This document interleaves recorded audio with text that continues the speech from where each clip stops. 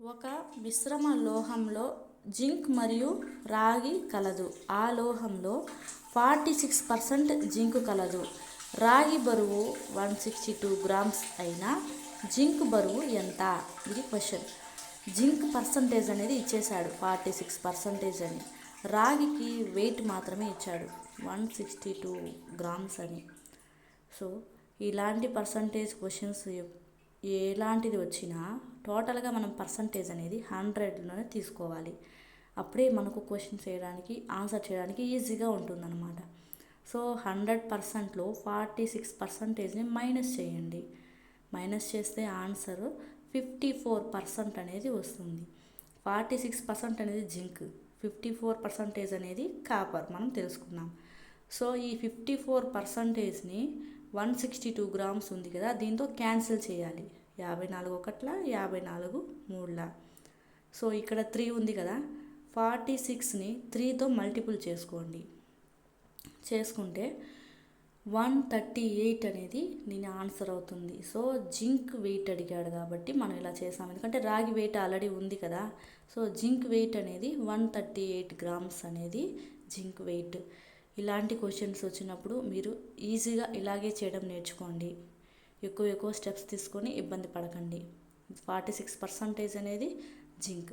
రాగి బరువు 162 గ్రామ్స్. ఈ రెండింటిని మనం క్వశ్చన్కి సాల్వ్ చేసాము. పర్సంటేజ్ అనేది ఎప్పుడు 100%లో తీసుకుంటే ఆన్సర్ చేయడానికి ఈజీగా ఉంటుంది.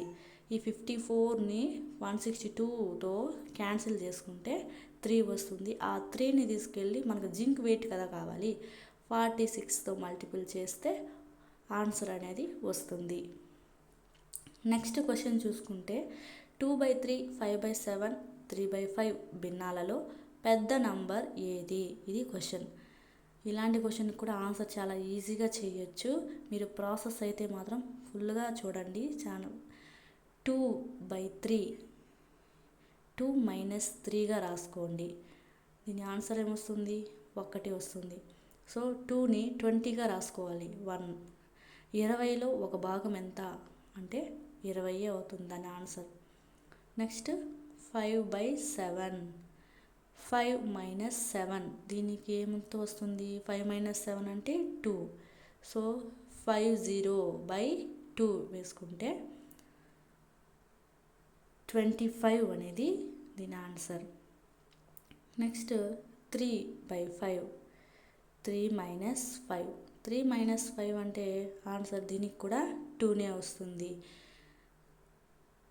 సో 3 ఉంది కదా, సో 30/2 = 15. సో మనం ఫైనల్గా వచ్చిన ఆన్సర్ 20, 25, 15. ఈ మూడిట్లో ఏది పెద్ద నెంబర్ చెప్పాలి అంటే 25 అనేది పెద్ద నంబర్. 25 is big number. 3 భిన్నాలలో పెద్ద భిన్నం ఏది అంటే 5/7 అనేది పెద్ద భిన్నం. 2/3, 5/7, 3/5 భిన్నాలలో పెద్ద number 5/7. Thank you for watching.